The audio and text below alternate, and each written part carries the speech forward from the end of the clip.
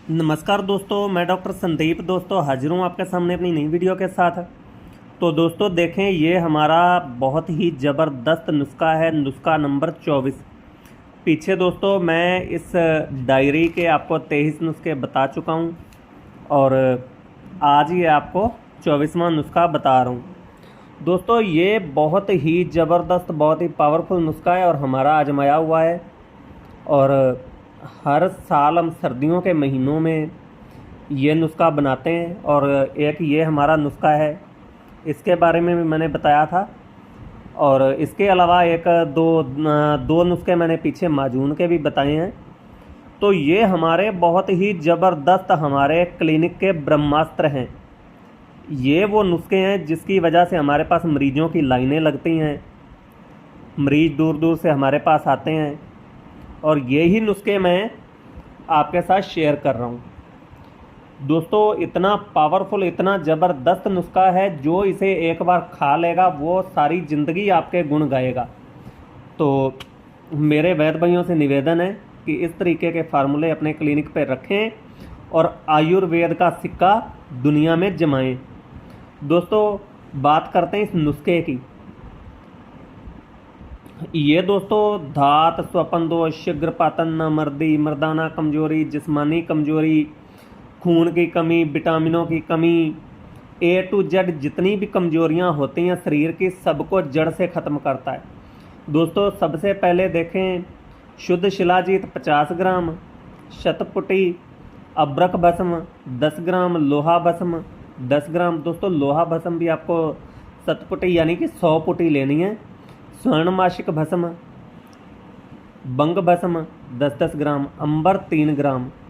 अब दोस्तों इन सारी औषधियों को किसी मजबूत खरल में डाल के घुटाई करनी है और इसमें त्रिजात क्वाथ को डाल के, त्रिजात का क्वाथ बनाने की विधि दोस्तों इसमें लिखी हुई है।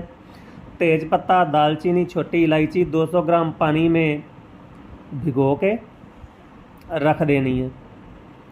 अब सुबह इसे अच्छे से उबालें। जब ये चौथा हिस्सा रह जाए तो इस क्वाथ में इसकी घुटाई करके ये छोटी छोटी आपको गोलियां बना लेनी है, 250-250 mg की। अब एक एक गोली सुबह शाम खाना खाने के 1 घंटे बाद दूध और ब्रह्म रसायन के साथ खाएं। तो दोस्तों बुढ़ापे में भी जवानी वाला एहसास होने लगता है।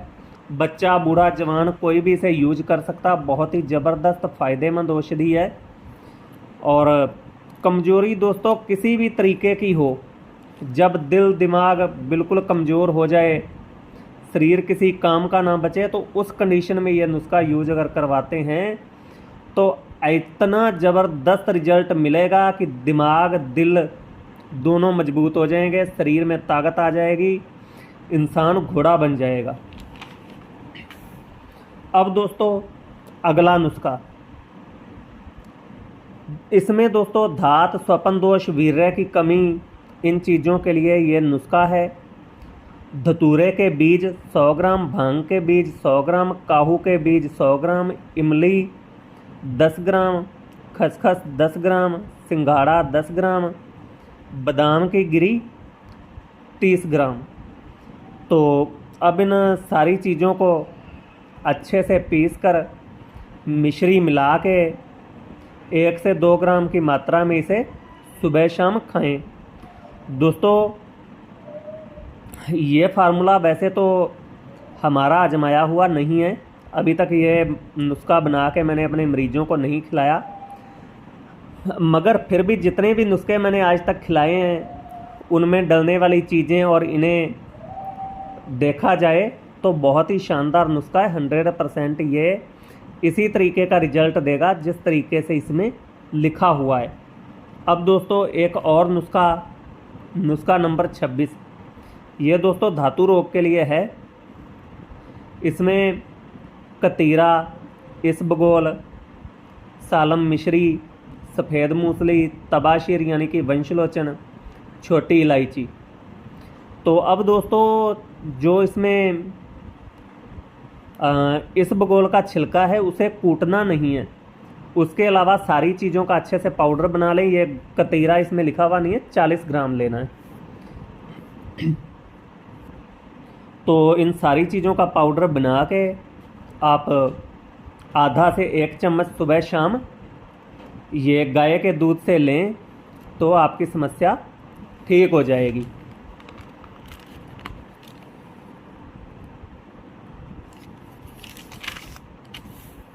अब दोस्तों ये अगला नुस्खा, वीर्य प्रमेह को ये जड़ से ख़त्म करता है, टाइमिंग को बढ़ाता है, तनाव लाता है। धतूरे के बीज, काली मिर्च, समुंदर सौख, सफ़ेद मूसली, सेमर की छाल, बहुफली, मैदा लकड़ी, ब्रह्मदंडी, शंखुली, कुलंजन, रेगमाही, भांग के बीज और रूमी मस्तगी। दोस्तों यहाँ पे सेमर की छाल लिखी हुई है, मगर सेमर की जड़ लेनी है, सिंबल की जड़।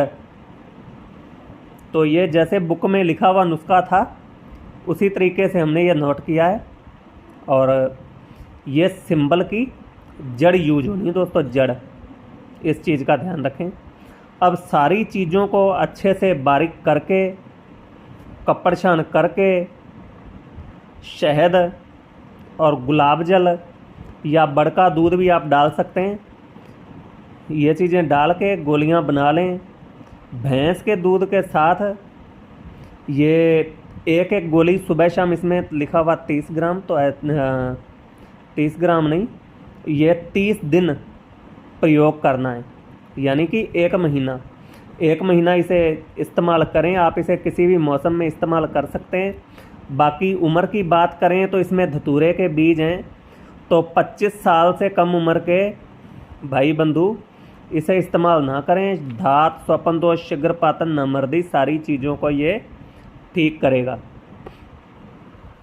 ये दोस्तों नुस्खा नंबर 28, मर्दाना शक्तिहीनता यानी कि मर्दाना कमजोरी को ठीक करने वाला नुस्खा। मर्दाना कमजोरी कैसी भी हो, धात, स्वपन दोष, शीघ्रपातन, नामर्दी, शुक्राणुओं की कमी, कैसी भी दिक्कत हो, तो अब दोस्तों गोंद ढाक, गोंद कतीरा, गोंद सिंबल, गोंद किक्कर, तेज पत्ता, छोटी इलायची, अकरकरा, सुखमरिया, कमरकस, उटंगन के बीज, बड़ के कच्चे फल, ये दोस्तों सारी चीज़ें आप जितनी जितनी मात्रा में लिखा हुआ है ले लें।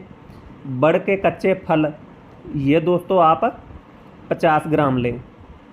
सबको बारीक चूर्ण बना के मात्रा 8 ग्राम, तो ये आप 5 से 10 ग्राम तक भी ले सकते हैं, कोई दिक्कत नहीं।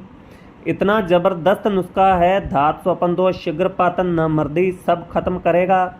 दिल की धड़कन जिनकी बढ़ जाती है, थोड़ा सा किसी लड़की के साथ बैठ के बात करते हैं घबराहट होने लग जाती है, तो वो मेरे भाई इस फार्मूले को इस्तेमाल करें।